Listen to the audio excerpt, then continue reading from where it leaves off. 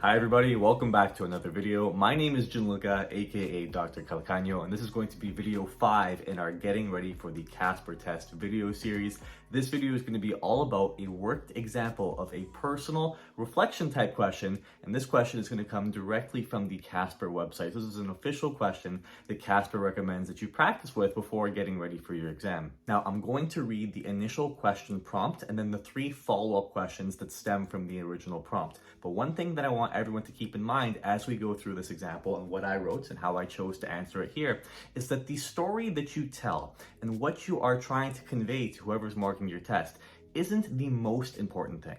But really what the most important part of answering these questions are is that you could stay on track and you could actually address the questions themselves and support them with the story that you're offering. What I mean by this is that you're not going to get additional points because you volunteered at this particular organization or because you went to this country to do this particular thing.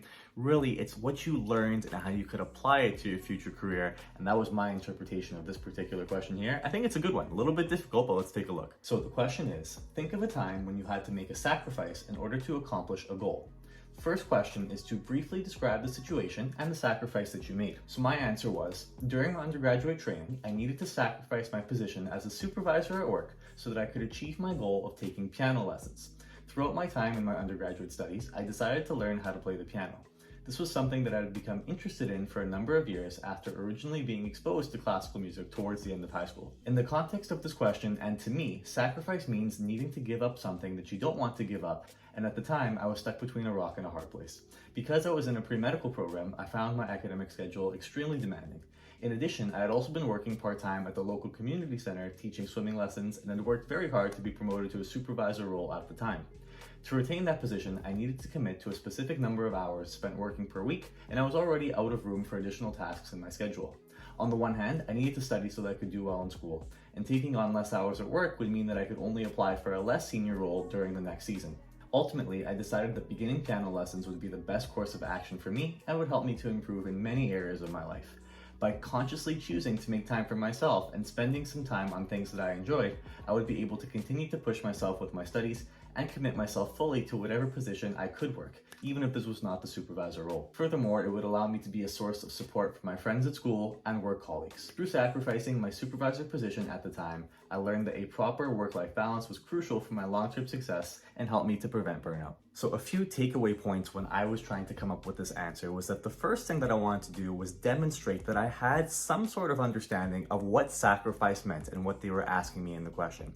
Once I understood what sacrifice was, then I needed to come up with a story that demonstrated what I was actually sacrificing. And here, I tried to lay it out as clearly as possible that I was sacrificing my supervisor position to achieve my goal, which was to take piano lessons at the time. A few videos ago, I made a comment in the tip section about tactfully choosing your stories and your experiences that you're going to share. And I think that when it comes to stories that highlight the importance of work-life balance or trying your best to learn different things and improving multiple areas of your life and showing how giving up something or doing something bad ultimately made you a better person in the end are really going to be some of the best stories that you could draw from when it comes to answering questions like this. Now notice that the question prompt specifically says to briefly describe the story, so I tried my best to keep the story as condensed as possible and try to focus a little bit more about why it was a sacrifice and what I was giving up. I think that when any of us are answering questions like this, one of the biggest risks that we run are by getting lost in the details and spending so much time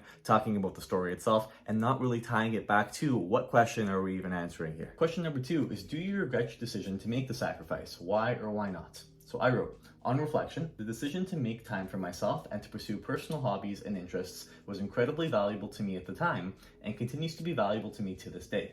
I do not regret the sacrifice that I made, and I'm grateful for my friends and family who were able to help me talk through my options at the time. The reality is that many of us become busy with our individual daily routines, and whether you're a student, a healthcare worker, or anyone else, I would like for others to be able to find a source of happiness in their day if possible. Even now, I regularly pursue interests and projects outside of my work, including coaching students who are applying to medical school and volunteering with a few charitable organizations, including the Movember Foundation for Men's Health. The decision to sacrifice my senior role at the community center when I was an undergrad in favor of taking on personal projects has helped me to better understand the importance of keeping an open mind and trying to grow as a person even when faced with sacrifices. Now, when you're practicing and you're answering this question at home for yourselves, sometimes you might regret your sacrifice, sometimes you might not. But regardless of your answer, the important part here is that you are explaining it with definite examples, and be sure to state it outright whether or not you regret your decision. Regardless, I think this is another great opportunity to support your decision with other life experiences if you'd like to put them in here. This entire question has a very interview type of feel, and quite honestly, this is something that I would probably see at the medical school interviews later on. And finally, the last part of this question allows you for a little bit of opportunity to show some insight into the profession that you're hoping to get into. For me, it was the medical profession, and my final answer here for number 3, well, first of all, the question is, did you learn anything from this situation that can be applied to your desired career? Explain your response. And I wrote, the most important lesson that I learned from this situation was that a proper work-life balance does not happen by accident, and that sometimes conscious sacrifices must be made for your own good and your entire team. So being able to outright state what the sacrifice was and what you learned is really, really important when answering this type of question here. This is a lesson that will be crucial to me in my future career as a doctor because of how important the concept of the interprofessional team is to medicine. Patients rely on multiple different care providers in the management and monitoring of their health, and to that extent, it is my responsibility to actively take care of myself and support my colleagues whenever possible.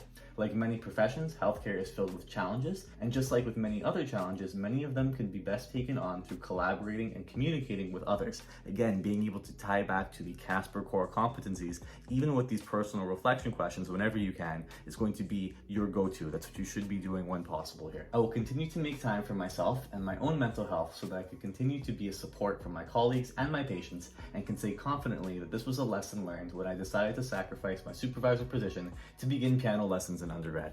I ended it like that. To me, when I was typing it out, it really felt like an essay coming full circle, finishing the third question with how you started off the first one. And I really think that if you can do that when answering your questions too, to go ahead, it was a nice touch, and I do like the way that it comes out in reading it over now. But all right, everyone, that is our worked example for the personal reflection style questions. Best of luck practicing. We'll see you in the next one. It's going to be video number 6, and that is the most common areas that people mess up on Casper. So we'll see you then. Good luck studying.